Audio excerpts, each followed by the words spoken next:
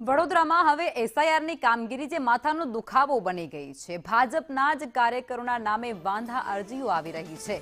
મહેશ રાણાના નામથી 300થી પણ વધુ વાંધા અરજી આવી છે। હિતેશ સાગઠિયાના નામથી 30થી વધુ વાંધા અરજી આવી છે। આ બંને કાર્યકરોએ વાંધા અરજી ન કર્યા હોવાનો ખુલાસો થયો છે। ત્યારે કોઈ વાંધા અરજી તેમના દ્વારા નથી કરાય તેવું તેમના દ્વારા કહેવાય રહ્યું છે। તો સવાલ એ થાય છે કે આ વાંધા અરજી તેમના નામે કોને કરી છે? પોલીસ ફરિયાદ પણ લેતી નથી તેવું પણ હિતેશ સાગઠિયા દ્વારા કહેવાયું છે। કલેક્ટરને રૂબરૂ મળી અને અમે આ મુદ્દાને લઈને રજૂઆત કરીશું તેવું હિતેશ સાગઠિયાએ કહ્યું છે।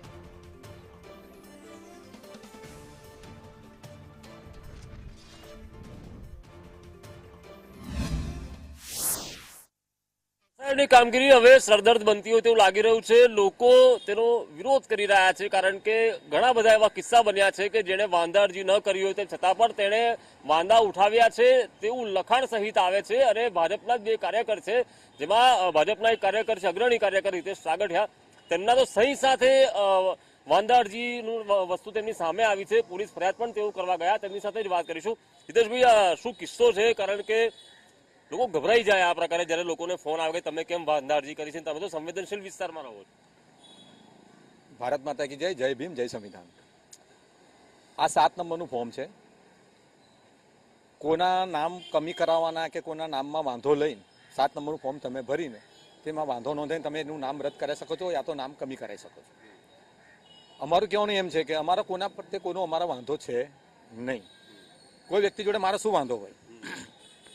મેન વસ્તુ એવું છે કે આ પ્રિન્ટેડ ફોર્મ છે આખું, જેમાં જેનો વાંધો લેવાનો છે તેમની ડિટેલ છે આખા નામની, અને જે વાંધો લે છે તેમનું હાથથી રાઇટિંગ કરવામાં આવ્યું છે। એમાં અમારો નામ, અમારો ચૂંટણી કાર્ડ નંબર અને અમારો મોબાઈલ નંબર સદંતર સાચો લખવામાં આવેલ છે, અને પ્લસ અમારી સહી ખોટી કરવામાં આવેલ છે, જે તમે જોઈ શકો।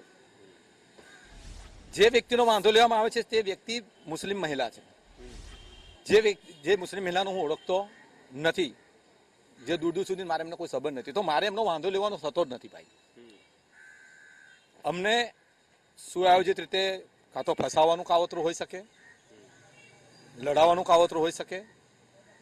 આની પાછળ આ તપાસનો વિષય છે।